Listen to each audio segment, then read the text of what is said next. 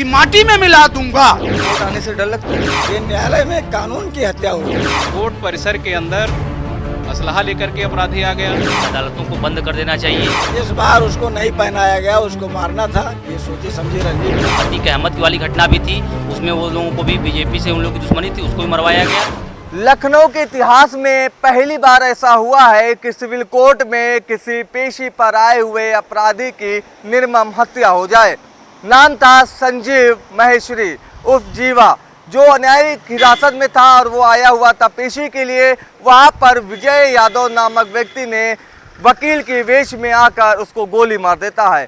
सवाल ये खड़ा हो रहा है कि क्या पुलिस प्रशासन सबक नहीं ले रहा है, क्योंकि इससे पहले भी प्रयागराज में पुलिस अभिरक्षा में कुछ कम उम्र के व्यक्ति आकर मीडिया बनकर उनको गोली से उड़ा देते हैं। ऐसे में पुलिस प्रशासन के ऊपर तमाम सारे सवाल ये खड़े हो रहे हैं कि ऐसी घटनाओं से प्रशासन सबक कब लेगा।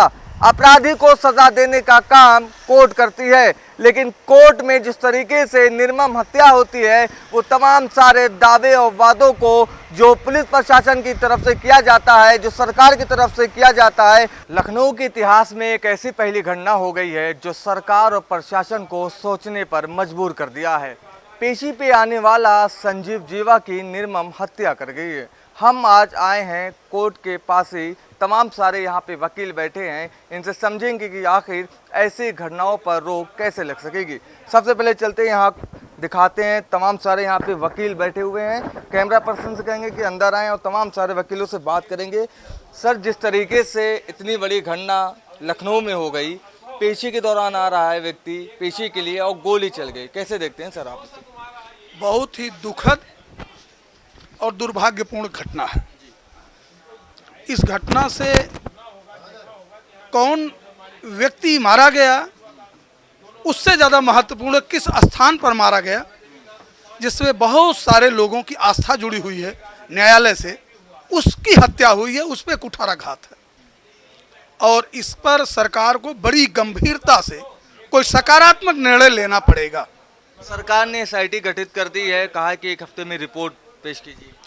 सरकार ने एसआईटी गठित कर दी है, ये बाद में गठित हुई है, लेकिन घटना से पहले उस व्यक्ति की सुरक्षा में कितने बड़ा चाक चौबंद था, उसने क्या परिणाम दिया, इस पे भी सरकार को समीक्षा करनी पड़ेगी। क्या मानते हैं ऐसी घटनाएं जो हो रही हैं, इससे पहले पुलिस अभिरक्षा में हत्या हो जा रही है, फिर लखनऊ के इतिहास में पहली बार ऐसा हुआ है कि कोर्ट में कोई गोली चला दे रहा है, वो भी कम उम्र का व्यक्ति था जिसने गोली चलाई है। सर देखिए, कम उम्र में था, ज़्यादा उम्र में था, हमें उस पर नहीं जाना है।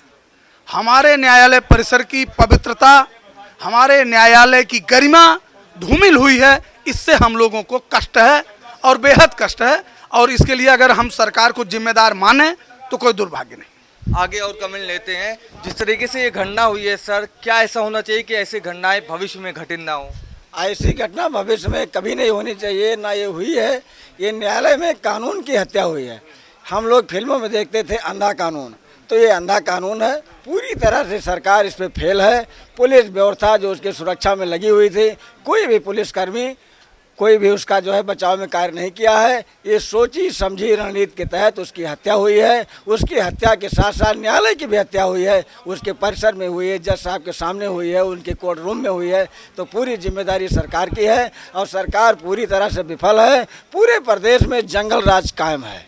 सर, ये जो अपराधी रहते हैं, इनको मनोबल कहाँ से इतना बढ़ता है कि कोर्ट परिसर के अंदर आकर और गोली चला दें, वो भी इतने कम उम्र का व्यक्ति है। ऐसे पुलिस अभिरक्षा की बात की जाए प्रयागराज की, वहाँ भी ऐसे घटना घटित हो गई है, तो प्रशासन ये सबसे सबक लेकर आगे की कार्रवाई क्यों नहीं कर रहा है? सरकार की मनोदशा जान करके अपराधी लोगों का मनोबल बढ़ जाता है। जब उनको ये पता है कि सरकार हमारे खिलाफ कोई ठोस कदम नहीं उठाएगी, तब उनका हौसला बढ़ जाता है और कहीं भी अति सुरक्षित स्थान पर भी वो ऐसे अंजाम करने को उत्साहित हो जाते हैं और अंजाम को कर डालते हैं। उसी का परिणाम है कि न्यायालय परिसर के अंदर इतनी सुरक्षा होने के बावजूद न्यायालय के सामने उन्होंने उसकी गोली मारकर हत्या कर दिया। वो एक अपराधी था, वो अलग था, लेकिन जो कानून की हत्या हुई है उसके सामने उसकी हत्या की गई है। हाँ, पुलिस पुलिस कस्टडी में किया है। उसके सुरक्षा में 50-60 सिपाही लगे हुए थे और जनता के पैसे से उनको वेतन दिया जाता है और वो सुरक्षा कर्मी कुछ भी नहीं किए, मूक दर्शक बन करके खड़े रहे और अपराधी उसको गोलियों से भून डाला। सर एक चीज़ समझना चाहते हैं आपसे, आप पेशे से वकील हैं। वो जब संजीव जीवा आता था पेशे के लिए तो बुलेट प्रूफ जैकेट पहन के आता, ऐसा क्या था कि बुलेट प्रूफ जैकेट उसने नहीं पहनी थी और इतनी बड़ी घटना घटित हो गई? इस बार उसको नहीं पहनाया गया, उसको मारना था। ये सोची समझी रणनीति थी कि कहाँ उसको मारा जाएगा, नहीं उसको पहनाते। और पहनाना ये उनकी जिम्मेदारी है, पुलिस वालों की जो सुरक्षा व्यवस्था में लाते हैं सारी जिम्मेदारी उनकी है। उनको जो है क्यों नहीं पहनाया गया? जब उनके नाम से अलर्ट है कि इनको जो है बुलेट प्रूफ जाएगी, इतने सुरक्षा कर्मी जाएंगे, इसके साथ में इसकी पेशी कराई जाएगी, तो ये लापरवाही पूरी पुलिस प्रशासन की है।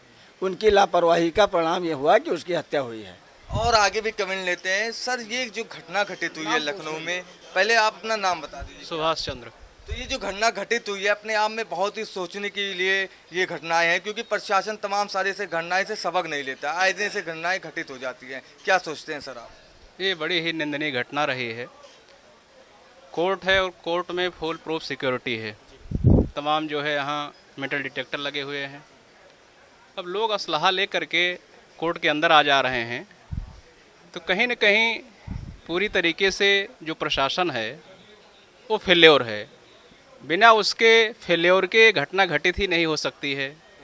कोर्ट परिसर के अंदर असलहा लेकर के अपराधी आ गया, इसका मतलब कि ना तो मेटल डिटेक्टर ने काम किया, ना तो वहाँ पर बैठे हुए लोगों ने काम सही से नहीं किया, और उसने आ कर के एक ऐसे स्थान पर घटना को अंजाम दे दिया जहाँ से न्याय निर्णयन होता है, और ऐसे लोगों के बीच में वो अपराधी था, उससे हमारा कोई मतलब नहीं है। लेकिन इतनी बड़ी सुरक्षा उसकी थी और उस सुरक्षा के बावजूद जिस तरीके से घटना को अंजाम दे दिया गया, कहीं न कहीं शासन की और प्रशासन का पूर्ण रूप से फेल्योर है। इतनी बड़ी घटना हो गई लखनऊ में, आप पेशे से वकील हैं, आप ये बताइए कि सर कोर्ट आने से डर लगता है? सर कोर्ट आने से अब डर लगता है? कोर्ट आने से डर नहीं लगता है, लेकिन कोर्ट में आने के बाद क्या होगा यह निश्चित नहीं रहता है। मतलब सुरक्षित वकील भी नहीं है? सुरक्षित नहीं, हमारी न्यायपालिका ही नहीं, जिसमें जज हैं, हमारे कर्मचारी हैं, हमारे क्लाइंट्स हैं, ये कोई नहीं सुरक्षित है। हम उस बच्ची के जो घायल हुई है, जो अपनी मौत से जूझ रही है, मैं उसके शीघ्र स्वस्थ होने की कामना करता हूँ। योगी आदित्यनाथ जी गए थे सुबह में मिलने के लिए। वो माननीय मुख्यमंत्री जी हैं, जाएंगे, लेकिन उन्होंने उनका प्रशासन और प्रशासन का जो विफलता है उससे वो इम्प्रूव नहीं होगा। माननीय मुख्यमंत्री जी गए, उसका अच्छा इलाज हो, लेकिन ऐसी घटनाएं ना हो, ये ज़्यादा जरूरी है।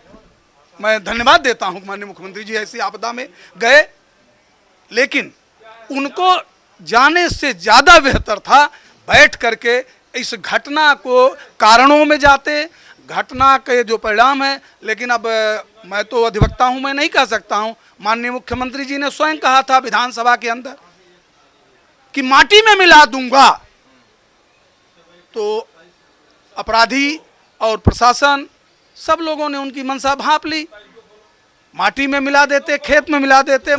मिट्टी में जब मिल गए अपराधी अब उत्तर प्रदेश छोड़कर भाग गए, तो ये जो अपराधी किस्म के लोग निकल रहे, इतनी बड़ी बड़ी घटनाएं घटित हो जाती हैं, इसके क्या कहेंगे? देखिए, अपराधी एक मिट्टी में मिल गया, दूसरा पैदा हो गया। जितना आतंक जीवा का बताते हैं, उससे कम आतंक क्या अब होगा? जो लड़का पकड़ा गया अभियुक्त, उसका भी तो आतंक हो। तो एक खत्म हुआ, एक पैदा हो गया। इसको आप क्या कहेंगे? इसको आप क्या कहेंगे? अपराधियों के खात्मे के, अपराध पर नियंत्रण पाने का तरीका है। ये तो एक न्यू जनरेशन पैदा कर रहे हो। अगर उसको उस पर अंकुश पाना है तो जुडिशरी के माध्यम से आइए, उसको जल्दी से ट्रायल कराइए, जल्दी से उसके मुकदमे का विनिश्चय कराइए और एक न्यायिक आदेश और निर्णय से उसे सजा दिला दीजिए। वहाँ वो मिट्टी में मिल जाएगा, वहाँ उसे बैरक में रखा जाएगा, वहाँ आत्मचिंतन करेगा, आत्मसात करेगा कि मैंने गलत किया है, पश्चाताप करेगा। वो मिट्टी में मिलना हुआ। मिट्टी में मिलना, किसी को गोली का जवाब गोली से देना, मैं नहीं समझता हूँ एक स्वस्थ लोकतांत्रिक और संवैधानिक दायित्व जो निभा रहा हो उसके लिए ये शब्द अच्छा लगेगा। और भी कमेंट लेते हैं, इधर तमाम सारे वकील बैठे हुए हैं। सर, ये जो घटना घटित हुई है, आप लोगों कार्य बहिष्कार कर दिया है, क्या कहेंगे बताइए सर। एक कमेंट। सर, ये अदालत परिसर में ऐसी घटना होना शर्मनाक है। अदालतों को बंद कर देना चाहिए। अगर ये सरकार की यही मंशा है कि अपराधियों को इसी तरह खात्मा किया जाए तो सरकार को अदालत बंद कर देना चाहिए, है ना। संविधान में संशोधन करें, जब इनकी मेजॉरिटी है तो यही काम करें। अब जो ये मारा गया है जीवा, इसके ऊपर ब्रह्मदत्त द्विवेदी और कृष्णानंद राय दोनों बीजेपी के विधायक थे, दोनों की हत्या का आरोप था, है ना। इस पूरी तरह ये पूरी घटनाक्रम ये राजनीतिक साजिश के तहत हुआ है। इसी तरह अतीक अहमद की वाली घटना भी थी, उसमें वो लोगों को भी बीजेपी से उन लोगों की दुश्मनी थी, उसको भी मरवाया गया। और यही घटना ये भी है। इसमें आम जनता के जो जनमानस को जो नुकसान हुआ है उसकी भरपाई मुख्यमंत्री जी कैसे करेंगे, ये बताएं हमें। कोर्ट परिसर में इतनी बड़ी घटना घटित हो जाती है, पेशे से आप वकील हैं सर, क्या कुछ कहेंगे। कोर्ट परिसर में ये घटना बहुत शर्मसार करने वाली है। न्यायपालिका में इस तरह की घटना, किसी को कोर्ट परिसर में आ करके एक अपराधी को दूसरा अपराधी जो मार रहा है वो भी अपराधी हो गया, और कोर्ट परिसर के अंदर जज साहब के सामने मारना, ये बहुत बड़ा अपराध है, बहुत बड़ा अपराध है, और न्यायपालिका को बहुत क्षति पहुंची। लखनऊ में हुए संजीव जीवी का जो हत्याकांड का मामला सामने आया है वो हैरान और परेशान कर देने वाला है, क्योंकि कोर्ट परिसर में इस तरीके की निर्मम हत्या हो जाती है, ये सबसे बड़ा सवाल खड़ा होता है।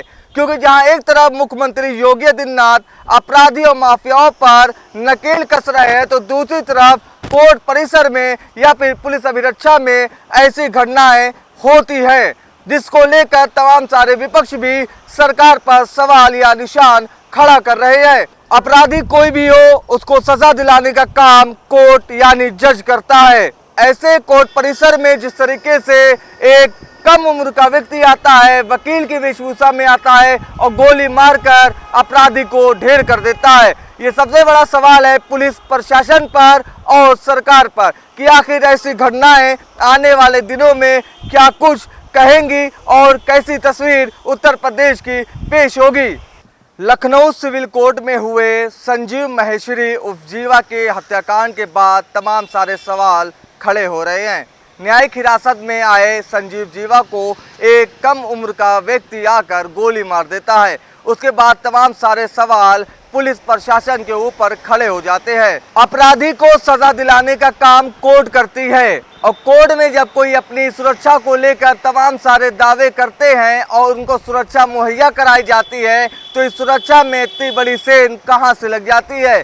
पुलिस प्रशासन पे ये बड़ा सवाल खड़ा होता है।